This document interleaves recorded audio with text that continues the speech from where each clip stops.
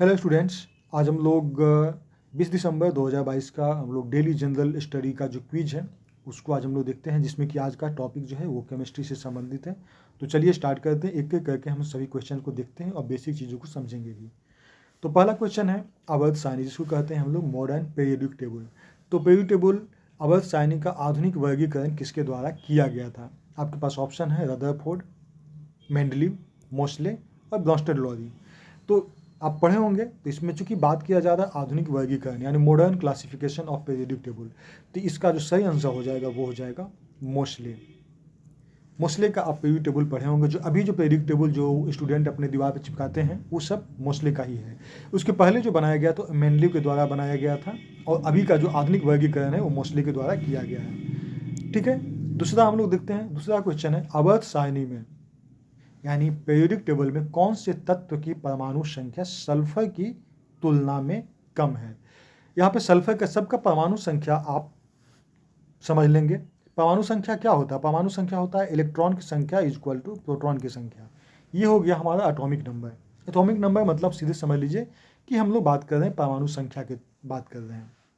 तो क्लोरीन का हो जाता है 17, एल्यूमिनियम का होता है 13, मैग्नीशियम का 12 होता है, कार्बन का 6 होता है। क्वेश्चन चूंकि क्लियर कट है नहीं, जिस वजह से आपको समझने में दिक्कत होगा। तो बेसिक आप चीज़ को समझ लीजिए कि परमाणु संख्या कहते किसको है। परमाणु संख्या कहते हैं इलेक्ट्रॉन की संख्या, प्रोटॉन की संख्या। और आप पीरियोडिक टेबल में देखेंगे, जब आवर्त सारणी देखेंगे तो देखेंगे कि क्लोरीन का एटॉमिक नंबर 17 है, और एल्यूमिनियम का एटॉमिक नंबर 13 है, मैग्नीशियम का 12 है, कार्बन का 6 है। अगर सबसे कम की बात करें तो सबसे कम का हमारा ऑप्शन हो जाएगा 6। लेकिन अगर हम लोग कहें कि सल्फर से ज़्यादा है, क्योंकि सल्फर से सब कम है, सल्फर से ज़्यादा सिर्फ सल्फर का चूंकि 16 होता है, तो क्लोरीन का 17 है। तो ये क्वेश्चन थोड़ा सा डिस्प्यूटेड है। तो चलिए इसको आप चूंकि परमाणु संख्या आप समझ लिए हैं, तो परमाणु संख्या के आधार पे आप इसको याद रहेगा, तो आप उसके आधार पे बना देंगे। तीसरा क्वेश्चन देखें, निम्नलिखित में से कौन सा तत्व सामान्यतः अधिकांश उर्वरक में पाया जाता है, फर्टिलाइजर्स में पाया जाता है? हम लोग जानते हैं NKP होता है फर्टिलाइजर्स के लिए जो होता है NKP। इसका जो ऑप्शन है sodium, potassium, phosphorus, sodium, potassium, calcium, nitrogen, potassium, phosphorus और नाइट्रोजन, पोटाशियम, कैल्शियम। तो इसका जो सही आंसर हो जाएगा वो हो जाएगा NKP, जिसको हम लोग कहते हैं N से हो गया नाइट्रोजन, K से हो गया पोटाशियम और P से हो गया फास्फोरस। तो इसी का फॉर्मूला ही है। हम लोग जब भी फर्टिलाइजर्स का इस्तेमाल करते हैं तो हम लोग उसको देखते हैं कि NKP का क्या कंपोजिशन है। ठीक है, चौथा क्वेश्चन हम लोग देखते हैं, तो इसका सही आंसर हो जाएगा वो है C। चौथा क्वेश्चन देखते हैं, निम्नलिखित में से किसे क्विक लाइम कहा जाता है? क्विक लाइम के नाम से जाना जाता है। आपके पास है ऑप्शन CaO, CO2, CaOH2 और CaCl2। ठीक है, तो इसका जो सही आंसर हो जाएगा वो हो जाएगा CaO। CaO को कहते हैं चूना, सीधे क्विक लाइम इसको कहा जाता है। CaOH2 किसको कहते हैं? भखरा चूना। CO2 कार्बन डाइऑक्साइड हो गया और CaCl2 हो गया कैल्शियम क्लोराइड। तो सभी का अगर नाम जान गए तो बहुत आसानी से आप समझ सकते हैं। तो क्विक लाइम कहा जाता है CaO को। अब इसी में जो हम लोग H2O यानी हम लोग जो वाटर मिला देते हैं तो ये हमारा CaOH2 का निर्माण करता है, जिसको हम लोग भखरा चूना कहते हैं। तो क्विक लाइम यानी CaO, कैल्शियम ऑक्साइड। पांचवा क्वेश्चन देखिए, तो निम्नलिखित में कौन से तत्व इलेक्ट्रॉन को त्यागने की सबसे अधिक प्रवृत्ति प्रदर्शित करती है? आपके पास ऑप्शन है फ्लोरीन, लिथियम, ऑक्सीजन और जिंक। तो आपके पास ऑप्शन है फ्लोरीन, लिथियम, ऑक्सीजन और जिंक। तो इसका सही आंसर जो है वो है लिथियम। देखिए, फ्लोरीन का चूंकि हम लोग जानते हैं 9 होता है और लिथियम का 3 होता है। स्वाभाविक है 9 होता है, तो यानी एक इसमें जो है 2, 7, तो यहाँ पे एक लेने की इसमें क्षमता होती है। अगर लिथियम की बात करें तो लिथियम में 2 और इसमें से 2 से +1 है, तो एक को त्यागने की क्षमता रखता है। तो इसे कौन सा तत्व इलेक्ट्रॉन को त्यागने की सबसे अधिक प्रवृत्ति इसमें से अगर इसमें से प्रदर्शित करता है तो वो है लिथियम। तो 5 का हो जाएगा B। अब हम लोग बात करते हैं 6th क्वेश्चन का। सिरका मसाले के रूप में सब्जियों और अन्य खाद्य पदार्थों के अचार के रूप में उपयोग किया जाता है किसको? सिरका, जो हम लोग सिरका मसाला के रूप में सब्जी या फिर और भी चीज़ों के जो हम लोग अचार बनाते हैं तो उसमें कौन सा केमिकल, कौन सा सिरका इस्तेमाल करते हैं?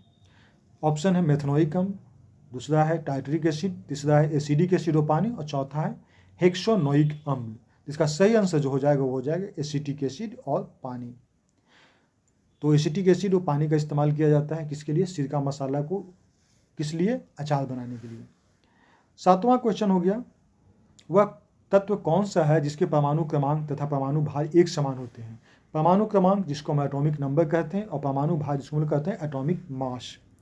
तो परमाणु संख्या और परमाणु भार वैसा कौन सा तत्व है जिसका बराबर होता है? ऑप्शन है ऑक्सीजन, लिथियम, हाइड्रोजन, क्लोरीन और हाइड्रोजन। ठीक है, तो ये हो गया 7वां का। हम लोग देख लीजिए वह तत्व कौन सा है जिसका परमाणु क्रमांक और परमाणु भार एक जैसा होता है, एक समान होता है। ऑप्शन है ऑक्सीजन, लिथियम, क्लोरीन और हाइड्रोजन। तो इसका जो सही आंसर हो जाएगा वो हो जाएगा हाइड्रोजन, क्योंकि हाइड्रोजन का परमाणु संख्या एक है और परमाणु द्रव्यमान भी एक है। ठीक है, तो ये समझ गए। तो हाइड्रोजन एक ऐसा एलिमेंट है, ऐसा एक तत्व है जिसका परमाणु क्रमांक और परमाणु भार सेम होता है, मतलब इसमें इलेक्ट्रॉन प्रोटॉन सब सेम होता है। 8वां की बात करें, हाइड्रोजन का अवशोषण करने वाली धातु कौन सी है? कौन सी ऐसी धातु है जो हाइड्रोजन का अवशोषण करती है? ऑप्शन है रेडियम, प्लेटिनियम, वेनेडियम और पैलेडियम। इसका जो सही आंसर है वो हो जाएगा पैलेडियम। पैलेडियम ऐसा है जो कि हाइड्रोजन का ज़्यादा अवशोषण करने वाली धातु होती है। 9 में हम लोग बात करते हैं, 9 में है 92U38 यानी यूरेनियम 238। इसको सिंपल भाषा में कहा जाता है यूरेनियम 238। यूरेनियम 238 परमाणु में कितने न्यूट्रॉन हैं? अब चूंकि हम लोग जानते हैं नीचे का जो रिप्रेजेंट करता है वो दरअसल परमाणु संख्या रिप्रेजेंट करता है, ऊपर का हो गया परमाणु द्रव्यमान। तो अब नीचे हो गया यानी इलेक्ट्रॉन की संख्या हो गया 92, और परमाणु द्रव्यमान किसको कहते हैं? जिसमें प्रोटॉन और न्यूट्रॉन को ऐड को कहते हैं परमाणु द्रव्यमान, जो 238 हो गया। अब इलेक्ट्रॉन और प्रोटॉन दोनों कितना है? 92। तो हम लोग सिंपली 238 से 92 हम लोग घटा देंगे। ये सिंपल कैलकुलेशन है, तो हमारा आ जाएगा 146, यानी इतने न्यूट्रॉन हैं।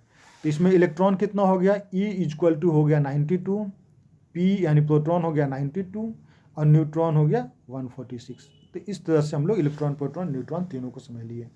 10वां क्वेश्चन देखिए, बेकिंग सोडा का रासायनिक नाम क्या है? ठीक है, बेकिंग सोडा जिससे कि हम लोग खाते हैं, तो एक वॉशिंग सोडा होता है, एक बेकिंग सोडा होता है। तो ये दोनों का रासायनिक नाम अगर बात करें तो हम लोग बात कर रहे हैं बेकिंग सोडा का रासायनिक नाम क्या होता है। इसका सही ऑप्शन है, पहले ऑप्शन देख लेते हैं, सोडियम कार्बोनेट, सोडियम बाइकार्बोनेट और सोडियम क्लोराइड और सोडियम नाइट्रेट। तो इसका होता है सोडियम बाइकार्बोनेट, NaHCO3 होता है, सोडियम बाइकार्बोनेट होता है जो बेकिंग सोडा जिसको हम लोग खाने में इस्तेमाल करते हैं, और ये होता है सोडियम कार्बोनेट जो कि वॉशिंग सोडा के रूप में इस्तेमाल होता है। तो इसका तो बेकिंग सोडा का सही ऑप्शन हो जाएगा 10B, NaHCO3। H होता है, ऐड होता है बाई के लिए, सोडियम बाइकार्बोनेट के लिए। तो केमिस्ट्री का आज हम लोग 10 मल्टीपल चॉइस क्वेश्चन इंपॉर्टेंट हम लोग देख लिए।